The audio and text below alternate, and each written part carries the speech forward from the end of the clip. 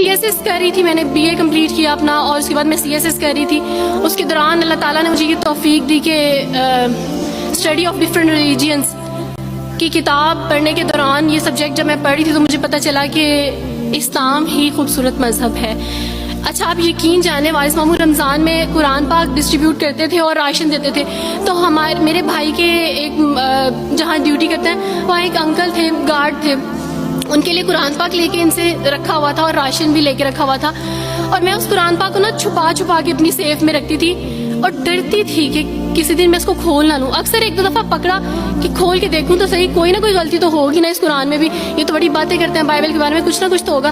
لیکن اب یقین جانا ایک ڈر تھا کہ جس دن میں نے اس قرآن کو پڑھا میں اس قرآن کو اپنا دل دے بیٹھوں گی. اور وہی ہوا کہ جب میں نے قرآن پڑھا تو میں اس پر ایمان لائے بغیر نہیں رہ سکی. ایک رات وارث ماموں کو کال کی اور ان سے کہا کہ 2 بجے کا لگ بھگ ٹائم تھا، اور ان سے کہا کہ وارث ماموں مجھے آپ سے ضروری بات کرنی ہے. تو انہوں نے کہا کہ کیا بات ہے بیٹی، کوئی زندگی موت کی بات ہے؟ تو میں نے کہا کہ ایسے ہی سمجھ لیں، میں رو رہی تھی. تو انہوں نے کہا کہ سب خیریت ہے. تو میں نے ان سے کہا کہ بس بغیر کچھ کہے آپ مجھے کلمہ پڑھا دیں وارث ماموں.